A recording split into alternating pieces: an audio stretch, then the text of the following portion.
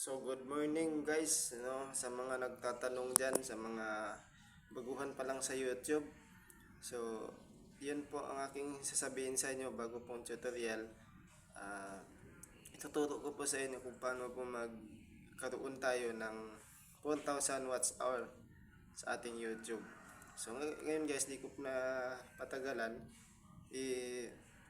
Ituturo ko na po sa inyo kung paano po tayo magkakaroon ng 4,000 watts hour. So, ganun po yun guys. Yung, para po magkaroon tayo, ang gagawin po natin sa atin, mga YouTube, lagi po kayong mag-live.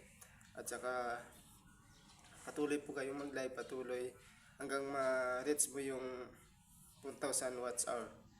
So, live lang po kayo ng live hanggang makuha nyo yun. Huwag nyo tigilan na mag-live hanggang magkaroon kayo ng 4,000 watts hour. Saka para ma-reach mo po yung 1,000 subscribers. Yun po ang pinaka-requirements ni YouTube. So ngayon guys, yun po ang iyong gagawin para makakuha kayo nun ng 4,000 watts hour. So ngayon, may isa pa po ang aking ituturo sa inyo. Yun po, sinasabi ko sa inyo, patuloy lang po kayo magla-live sa iyong YouTube channel. Lalo na pa kayo na hindi pa na-monetize. Ako po hindi pa po ako na-monetize. So malaki pa po ang aking habulin sa pagla-live. So isa pa po yung aking ituturo sa inyo. At saka kung mayroon kayong mahabang video para patuloy kayong mag-stay at mag-stay din ng yung mga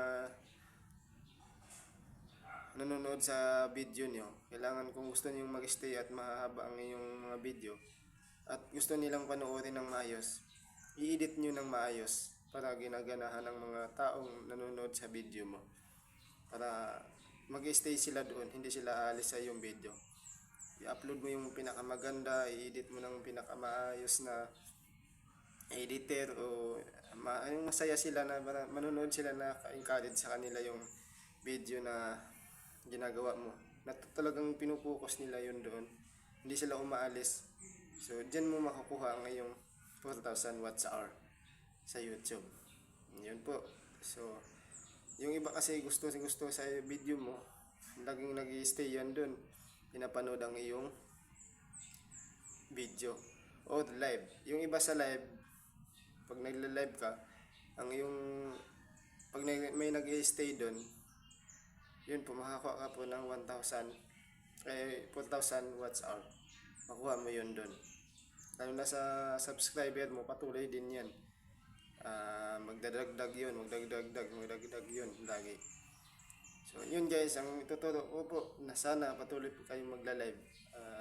Huwag nyo araw man at gabi, patuloy nyo, mag-live lang kayo para makuha nyo 4,000 watts hour.